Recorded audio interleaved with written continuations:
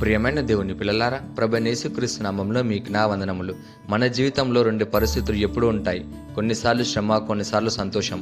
కానీ ఈ రెండు పరిస్థితుల్లో మనం ఎలా స్పందించాలో ఈరోజు దేవుని వాక్యం మనకు స్పష్టంగా చెప్తుంది. శ్రమలో ప్రార్థన, సంతోషంలో స్తుతి ఉండాలి అని.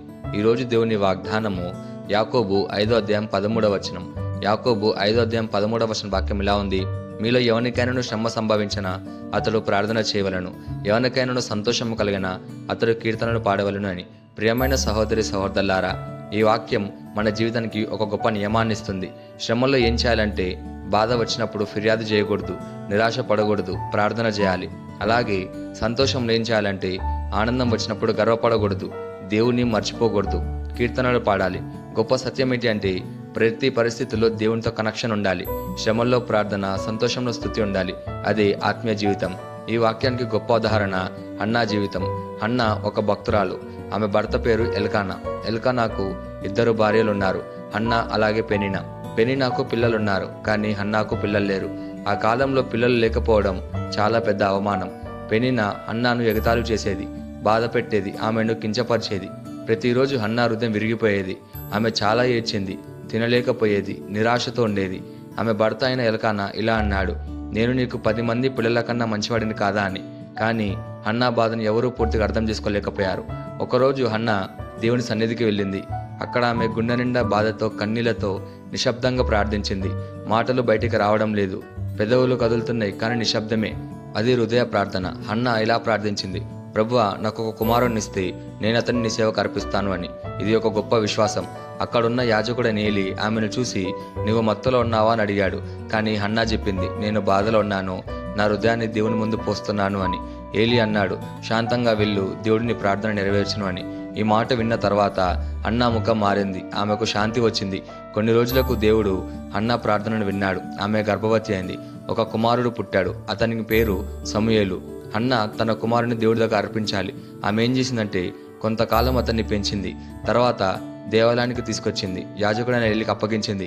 ఇతను దేవునికి చెందినవాడని అర్పించింది. ఇది ఎంత గొప్పది! చాలా మంది కోరుకుంటారు, కానీ ఇవ్వలేరు. హన్నా అడిగింది, దేవుడిచ్చాడు. ఆమె తిరిగి దేవునికి ఇచ్చేసింది. హన్నా తన బాధలు ఏడిచింది, కానీ ఇప్పుడు ఆనందంలో పాడింది. ఆమె ఇలా చెప్పింది: నా హృదయం యెహోవాలో ఆనందిస్తుంది, దేవుడు నా శత్రువులను తగ్గించాడు, దేవుడు తక్కువ వారిని పైకి లేపుతాడు అని. ఆమె ఏం గుర్తించిందంటే, దేవుడు బలహీనులను బలవంతులను చేస్తాడు అని, నిరాశలో ఉన్నవారిని ఆశీర్వదిస్తాడు, పరిస్థితులను మార్చగలడు అని. సమూయేలు దేవాలయంలో పెరిగాడు, దేవుని సేవలో జీవించాడు. తర్వాత ఇజ్రాయెల్లో గొప్ప ప్రవక్తగా మారాడు, రాజులను అభిషేకించే గొప్ప వ్యక్తి అయ్యాడు. మొత్తం కథలో మనం నేర్చుకోవాల్సిన పాఠాలు ఏంటంటే, మొదటిగా శ్రమలు వచ్చినప్పుడు ప్రార్థన చేయాలి. హన్నా ఏడ్చింది, కానీ అది కూడా దేవుని దగ్గరే. చాలా మంది మనుషుల దగ్గర ఏడుస్తారు, బట్ హన్నా దేవుని దగ్గర ఏడ్చింది. రెండోదిగా, హృదయ ప్రార్థన శక్తివంతమైనది. మాటలు లేకపోయినా దేవుడు వింటాడు. మూడోదిగా, దేవుడు ఆలస్యం చేస్తాడు, కానీ నిర్లక్ష్యం చేయడు, సరైన సమయంలో సమాధానం ఇస్తాడు. నాలుగోదిగా, ఆశీర్వాదం వచ్చినప్పుడు దేవుణ్ణి మర్చిపోకూడదు. హన్నా స్తుతించింది. ఐదోదిగా, దేవునికి తిరిగి ఇవ్వాలి. మనం పొందింది ఆయనదే. ప్రియమైన సహోదరి సహోదరులారా, మీరు బాధలో ఉన్నారా? హన్నాలాగా ప్రార్థించండి. మీరు ఆనందంలో ఉన్నారా? హన్నాలాగా స్తుతించండి. అప్పుడు మీ జీవితం దేవుని మహిమకు మారుతుంది. ఈ వాగ్దానాన్ని మన జీవితానికి ఎలా తీసుకుంటే, మొదటిగా శ్రమలో ప్రార్థన చేయాలి. బాధ వచ్చినప్పుడు దేవుని దగ్గరకు రావాలి. రెండోదిగా, సంతోషంలో స్తుతించాలి. ఆనందం వచ్చినప్పుడు దేవునికి మహిమ ఇవ్వాలి. మూడోదిగా, దేవునితో సంబంధం కొనసాగించాలి. ఏ పరిస్థితి వచ్చినా దేవుని వదలకూడదు. నాలుగోదిగా, విశ్వాసంతో జీవించాలి. దేవుడు ప్రతి పరిస్థితిని మార్చగలడు. ఈ వాగ్దానం మనం స్వతంత్రించలాగున మనం ప్రార్థన చేద్దాం. మమ్మల్ని మిక్కిలిగా పెంచిన ప్రియ పరలోకపు తండ్రి, నీకే కృతజ్ఞతాస్తుతులు వందనాలు చెల్లించుకుంటున్నాం ప్రభువా. నీ వాగ్దానం ద్వారా మాతో మాట్లాడినందుకు నీకే ధన్యవాదాలు చెల్లించుకుంటున్నాం ప్రభువా.